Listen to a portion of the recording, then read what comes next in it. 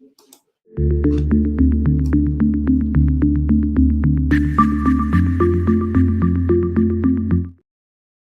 afternoon and welcome to BizTech's Asian Midday Market Watch. It's the 6th of September and we have Jessica Amir, market strategist from Moomoo, coming out to us from Australia. Jessica, as always, great to have you on the show. Great to see you, Brian. Now, Jess, before we get your insights, I'm going to take a look and see how markets across the region are performing. And we start with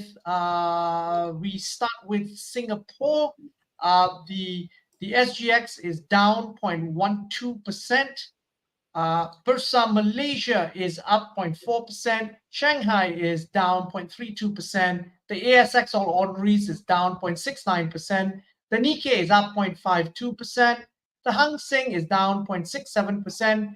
And rounding up the numbers, we got the Kospi, which is down 0.59%. Jess, your view on market performance in the first half of the day?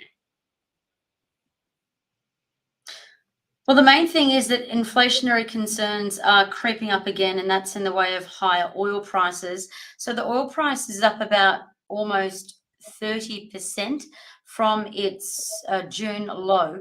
So all in all, across this year, now the oil price is up about 11%. So I guess this is on the back of Saudi Arabia and also Russia cutting oil again, and the production cuts are pretty much double what the market was expecting. All in all, higher oil prices are here probably for the rest of the year. So that is a concern for markets.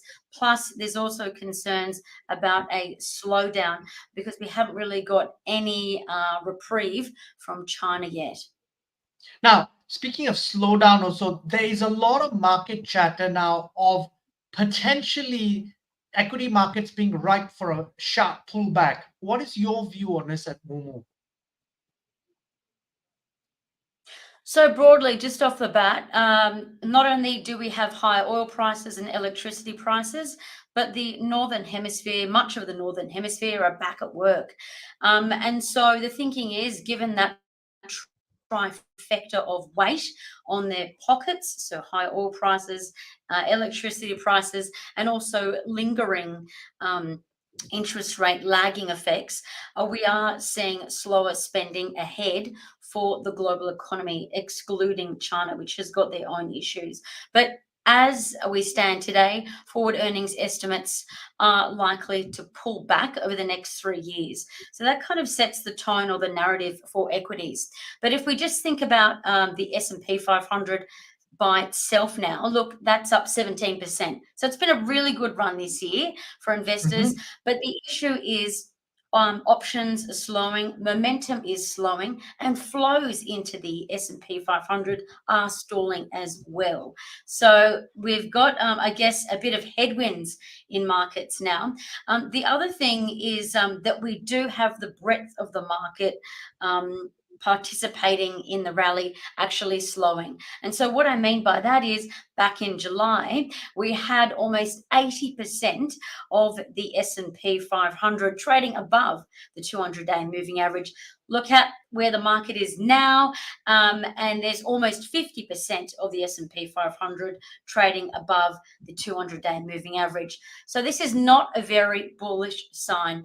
Basically, what we're saying is you can expect the market to take a haircut. For me personally, and for a lot of sophisticated investors, we're speaking to them about using the pullback that's quite likely as an opportunity to buy into those names and themes that they like. Okay, so thematically, what should we be looking at that are interesting themes that we could put our money in? Well, there's a couple of key themes, Brian. So the first one is AI. So AI and chips. So we know the AI and chip sector is expected to grow at a compound annual growth rate of about 30% right up until the end of this decade. So that's 2030. And we do have a lot of momentum behind that, of course, in the US. And now, guess what? China's coming to the party as well, because Beijing recently approved some of their major tech companies to step up and participate in supplying AI to the public services sector. So look out later this week. We're probably going to hear from Tencent.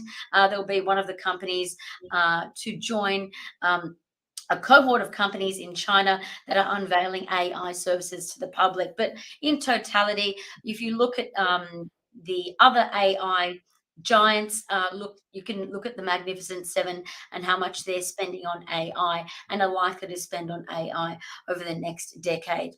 So AI and chips go hand in hand. So semiconductors, we also like them if you are taking a long-term approach.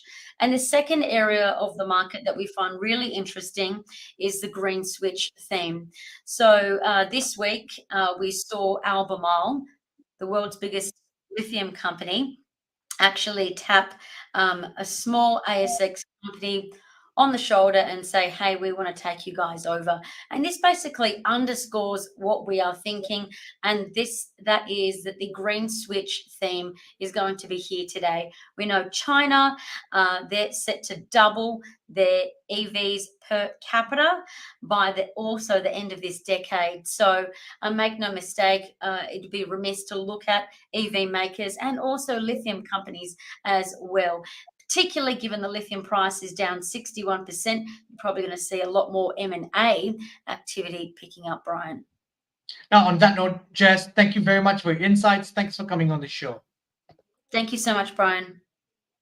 Now, we've been speaking to Jessica Amir, market strategist at Moomoo, on BizTech's Asian Midday Market Watch. I'm Brian Fernandez. Check out this interview on our website, www.biztech.asia, as well as our syndication partners, TV stations, radio stations, and websites. Thanks a lot for tuning in.